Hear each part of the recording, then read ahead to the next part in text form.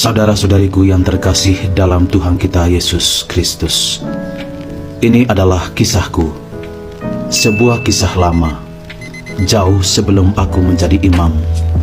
Saat itu aku berjumpa dengan seorang gadis, Valentina namanya. Berambut hitam, panjang sebahu, selalu diikat dan dihiasi dengan sesuatu yang indah. Mata bening adalah jendela jiwanya, yang mengungkapkan rahasia-rahasia indah tentangnya.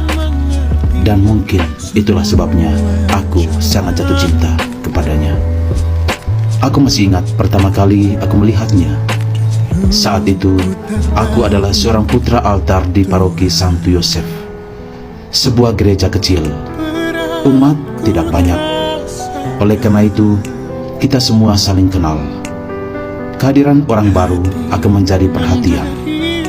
Dan pada suatu hari Minggu, ada Valentina bersama ayah dan adik perempuannya hadir.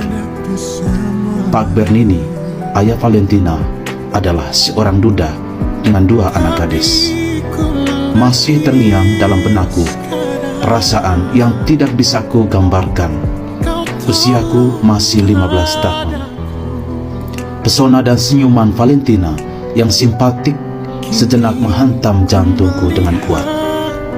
Saat itu aku berjuang untuk tidak mengalihkan perhatianku dari misa yang sedang berlangsung, meskipun berat. Apalagi aku masih bertugas sebagai putra altar. Hari berlalu, aku telah jatuh cinta dengannya, si sosok pemalu. Aku pikir dia menyadari, dan justru itulah yang menambah aku jatuh cinta kepadanya. Kecantikan Valentina adalah cerminan keindahan ilahi yang membuatku merasa seperti surga saat bersamanya. Saudara-saudariku, jika Anda telah menemukan seseorang yang bisa membuat Anda hidup di surga dan di bumi, hargai itu dan jangan pernah berpaling darinya. Valentina adalah cinta terbesar dari Bapa di surga dalam hidupku. Hidupnya yang penuh dengan senyuman membuat aku semakin gembira.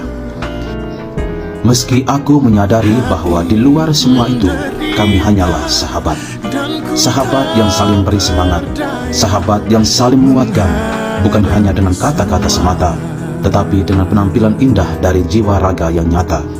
Sahabat yang membuat hari lebih bermakna, sahabat yang membawa semakin dekat dengan Sang Ilahi.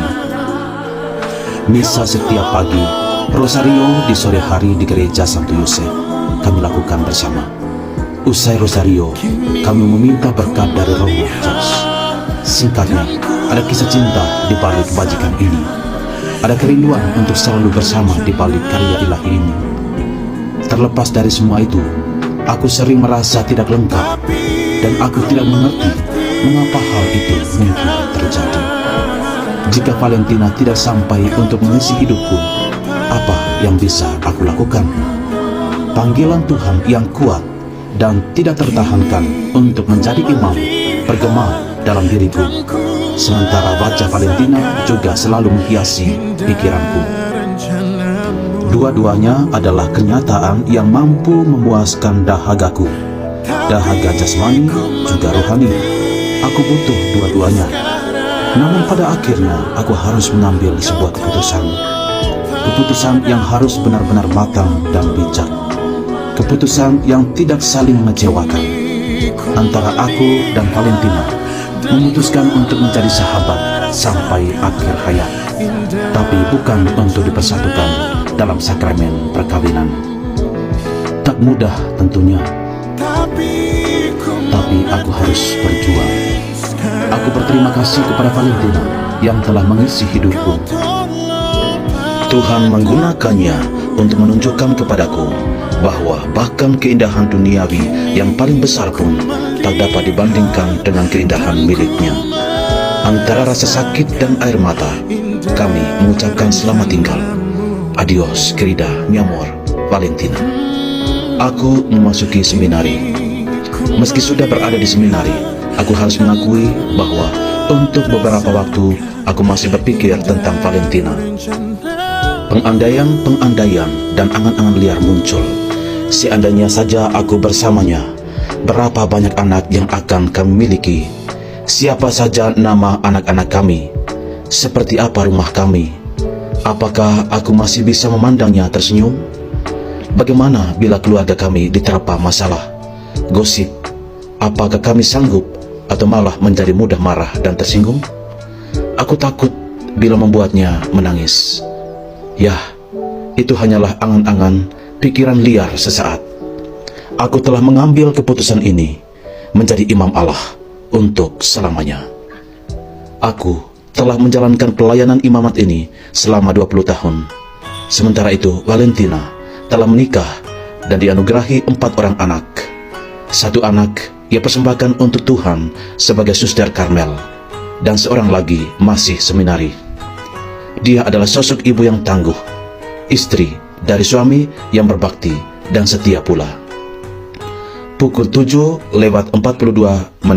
pagi hari, aku siap meninggalkan rumah pastoran untuk sebuah pelayanan.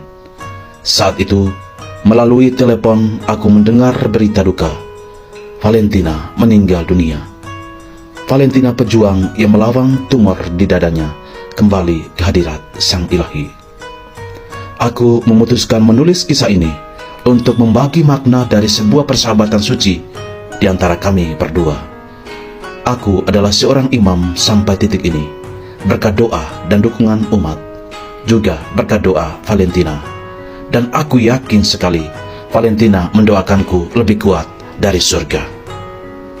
Saudara-saudariku yang terkasih dalam Tuhan, kita hidup di dunia bersama dengan orang lain. Kita mungkin pernah menjalin relasi cinta asmara dengan beberapa orang.